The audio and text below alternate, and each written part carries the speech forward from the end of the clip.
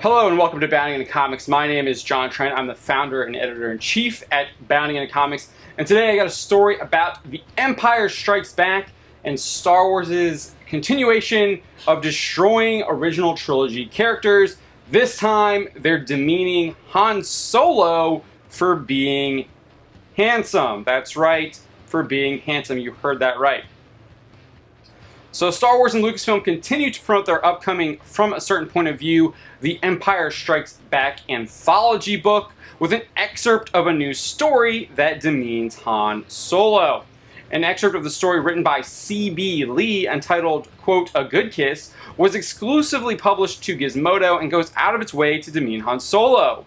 The story follows Chase Wilsor, the character who walked between Han Solo and Princess Leia as the two bickered about Solo leaving Hoth to pay off his debt to Jabba the Hutt at the beginning of The Empire Strikes Back. Wilsor is currently the trainee of Lieutenant Donna, who wants to stop being a delivery boy and instead be assigned sentry duty. However, when he tries to request the promotion from General Riken, he's given another delivery assignment, much to his chagrin. However, the delivery does take him to a sentry point where he doesn't even enjoy being there while delivering his package. Lee writes, Chase grabs the other crate, his eyes stinging in the cold wind. He can't even enjoy being out here at the sentry point, being able to see the sky in the sunshine. Ice and snow stretch out into the endless horizon. Nothing on the tundra, everything swaths of the same off-white, white and gray, and blue, unrelenting ice. Not only does Wilsor not enjoy being at the sentry point, but it's revealed he's more than likely incompetent at sentry duty and is thus why he's been assigned delivery jobs. One of the sentries comments, is it true Wilsor tripped over his own feet during weapons training and destroyed 3 barracks? Wilsor also previously admitted he is incompetent while talking with General Riken. He tells the general, I know that I'm not good with weapons, sir, or hand-eye coordination, or fighting, or any of that, really, but I could take shifts on sentry duty. And he's kind of cut off. After hearing the sentry's comments, Wilsor continues his delivery mission with another member of the Rebel Alliance, apparently joining him. This character named Jordan appears out of nowhere and it's revealed Wilsor has a crush on him. As the conversation comes to an end, Wilsor awkwardly exits it and continues his delivery where he runs into Han Solo and Princess Leia bickering after Solo announced he would be returning to Jabba the Hutt to pay off his debt after he had an encounter with a bounty hunter on Ord Mantell.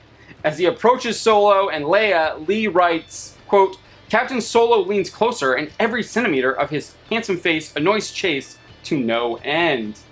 Lee goes on to explain why Wilsor is so annoyed at him. Quote, some people can't just sweep into the rebellion with their own ship and accept actual critical missions from General Riken and banter with the princess all over Echo Base. Some people aren't handsome and don't have a presence like Han Solo. Some people are just ordinary people, okay? Lee would make it very clear that Wilsor is jealous of Solo and specifically for his looks, if that wasn't already clear. He adds, Chase bristles, his knuckles turning white as he picks up the pace. He's so tired of people like Solo. You know who's never been kissed? Chase Wilsor, that too. He could certainly use a good kiss. It offends him that Captain Solo and Princess Leia are just arguing about it, the way they've been dancing around each other since they've arrived on Hoth, clearly pretending to hate each other.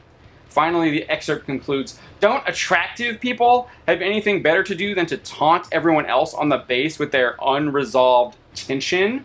That's right, Chase Wilsor is not only jealous of Han Solo because of his relationship with Princess Leia, but also because of his actual accomplishments as part of the Rebel Alliance. Wilsor's perspective about Han Solo appears to be based on misinformation or outright lies that he is somehow believing. My guess is this is just Disney doing their best to continue to tear down the characters of the original trilogy. So as a refresher, Han Solo isn't just swept in to the rebellion. He isn't even part of the rebellion in the original Star Wars film until the end of the film. He's actually hired by Obi-Wan Kenobi and Luke Skywalker to transport them to Alderaan after they received a message from Princess Leia. However, by the time they arrive in Alderaan space, the Death Star had already destroyed the planet, and Imperial forces have identified the Millennium Falcon as the ship that blasted out of the Mos Eisley spaceport. The ship is impounded, but Solo and company are able to evade capture by hiding in his smuggling bays and ambushing a number of stormtroopers inspecting the ship. While trying to find a way to deactivate the Death Star's tractor beam and escape the ship, they rescue Princess Leia. After rescuing the princess, they escape the Death Star and then deliver the plans of the superweapon to the Rebel Alliance. Solo accepts his reward for not only rescuing the princess, but delivering the plans, and decides to head to Jabba the Hutt as the rest of the Rebel Alliance launches an offensive from Yavin 4 against the Death Star. Meanwhile, the Empire's superweapon closes in to destroy the planet and wipe the Rebel Alliance out. Solo plays a key role in destroying the Death Star, as he destroys multiple Imperial TIE fighters and then disables Darth Vader's ship, allowing Luke Skywalker a clean shot. A shot which ends up destroying the Death Star. Solo is then heralded, rightfully so, as a hero of the Rebel Alliance. He didn't just sweep into the rebellion, he proved his worth and then was given assignments living up to his past accomplishments that include patrolling around Hoth.